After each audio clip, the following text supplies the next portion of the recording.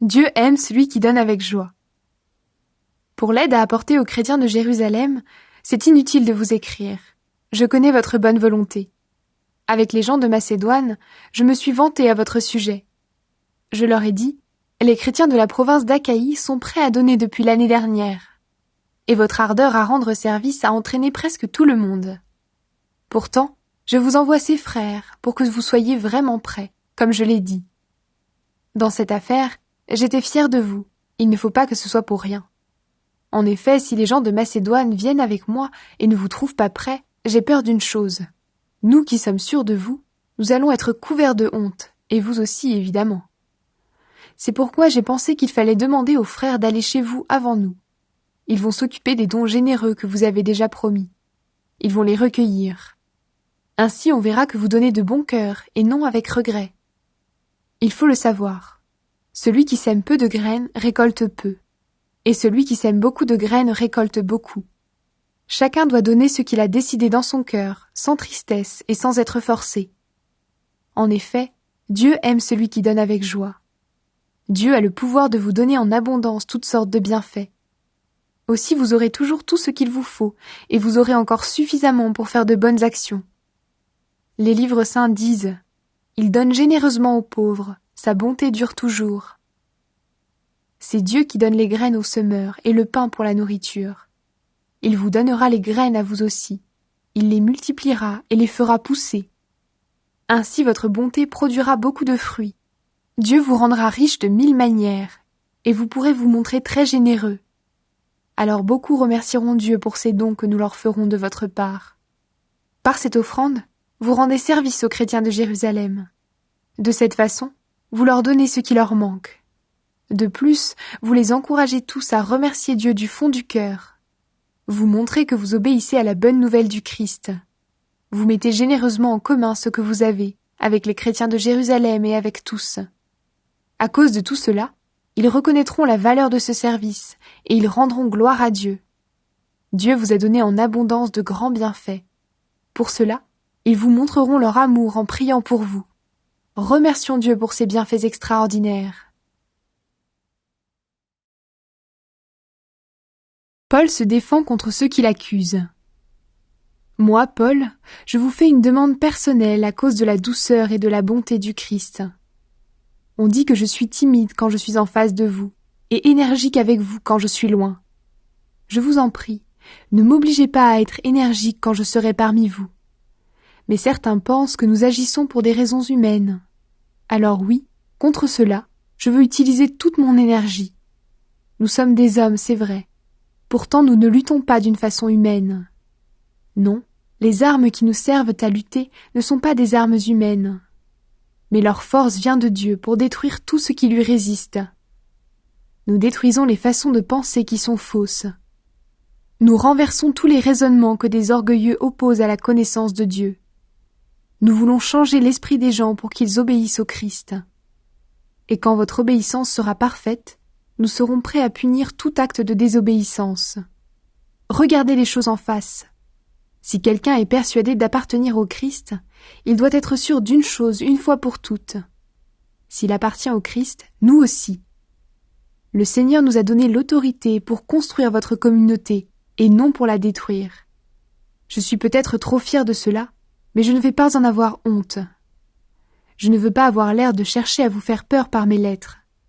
En effet, certains disent « Les lettres de Paul sont sévères et énergiques. » Mais quand il est au milieu de nous, il est faible et ce qu'il dit ne vaut rien. Celui qui parle ainsi doit être sûr d'une chose. Quand nous sommes absents, nous vous écrivons des lettres sévères. Quand nous serons présents, nous agirons aussi avec sévérité. Il n'y aura pas de différence. Certains pensent beaucoup de bien d'eux-mêmes. Nous n'osons pas nous égaler ou nous comparer à eux. Ils se prennent eux-mêmes comme mesure pour se mesurer et se comparer aux autres. Ils sont stupides. Mais nous n'allons pas dépasser la mesure en nous vantant. Quand Dieu nous a conduits jusqu'à vous, il a fixé des limites à notre champ d'action, et nous allons les prendre comme mesure.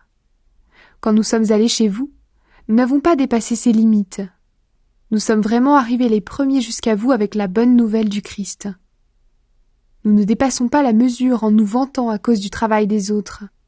Mais nous espérons une chose. Votre foi fera des progrès, et nous pourrons agrandir notre champ d'action parmi vous, mais sans dépasser les limites fixées. Ensuite, nous annoncerons la bonne nouvelle dans des régions situées plus loin que chez vous. Nous ne voulons pas travailler dans le champ d'action des autres et nous vanter d'activités qu'ils ont déjà faites. Si quelqu'un veut se vanter, qu'il se vante à cause du Seigneur. Qui a de la valeur?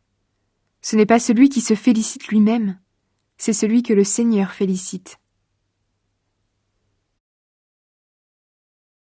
Paul et les faux apôtres. Ah, si vous pouviez supporter que je sois un peu fou. Eh bien oui, supportez-moi. Je vous aime d'un amour jaloux, et ce très grand amour vient de Dieu. En effet, je vous ai promis en mariage à un seul mari, le Christ. Oui, je vous présente à lui comme une jeune fille très pure. Mais rappelez-vous, le serpent a trompé Ève par son mensonge. Alors j'ai peur d'une chose, qu'on vous donne des idées fausses et que vous ne soyez plus fidèlement et sincèrement attachés au Christ comme avant. Par exemple, quelqu'un arrive.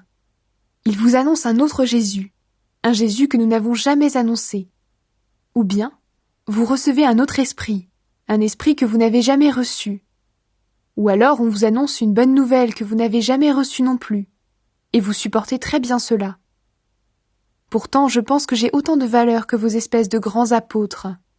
D'accord, je ne sais pas très bien parler, mais pour la connaissance de Dieu, c'est autre chose. Nous vous avons toujours montré cela clairement dans tout ce que nous avons fait. Quand je vous ai annoncé la bonne nouvelle de Dieu, je me suis fait petit pour vous rendre grand, en vous l'annonçant gratuitement. Est-ce que c'est une faute? Quand je travaillais pour vous, j'étais payé par d'autres églises, j'ai pris leur argent pour vous aider. Quand j'étais chez vous, j'ai eu besoin d'argent, mais je ne vous ai rien demandé. Les frères venus de Macédoine m'ont apporté ce qu'il me fallait. J'ai toujours évité d'être un poids pour vous, et je l'éviterai toujours. Personne ne m'empêchera d'être fier de cela dans toute l'Achaïe. Grâce au Christ qui est en moi, je peux dire que c'est vrai. Pourquoi est-ce que je dis cela? Parce que je ne vous aime pas? Mais si, Dieu sait que je vous aime. Ce que je fais, je le ferai encore. Alors ceux qui veulent une occasion pour se vanter d'agir comme nous, ces gens-là n'en auront pas. Ce sont de faux apôtres, des ouvriers malhonnêtes. Ils font semblant d'être des apôtres du Christ. Rien d'étonnant à cela. Satan lui-même fait semblant d'être un ange de lumière. Pour les serviteurs de Satan, faire semblant d'accomplir ce qui est juste, c'est donc facile. Mais leur vie finira comme leurs actions le méritent.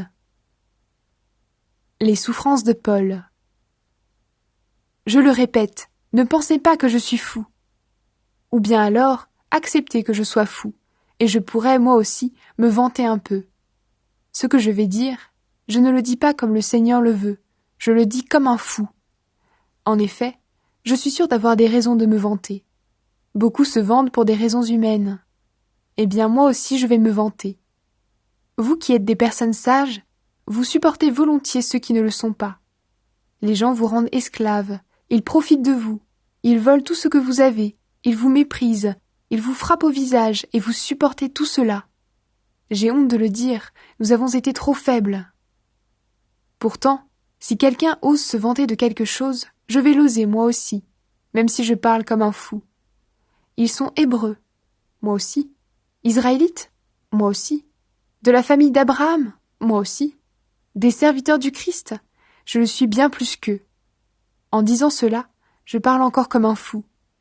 J'ai travaillé plus qu'eux, j'ai été en prison plus souvent qu'eux. On m'a frappé encore beaucoup plus, et j'ai été en danger de mort plus souvent qu'eux. 5 fois les Juifs m'ont donné les 39 coups de fouet. 3 fois les Romains m'ont frappé durement. 1 fois on m'a jeté des pierres pour me tuer. 3 fois j'ai été sur un bateau qui a coulé, et 1 fois j'ai passé un jour et une nuit dans l'eau. J'ai fait beaucoup de voyages et j'ai connu beaucoup de dangers. Danger à cause des rivières, des bandits, de mes frères juifs ou des non-juifs. Danger dans les villes, danger dans le désert, danger sur la mer, danger des faux frères. J'ai fait des travaux très fatigants et j'ai souvent manqué de sommeil. J'ai eu faim et soif et j'ai souvent manqué de nourriture. J'ai eu froid et j'ai manqué de vêtements. Et je n'ai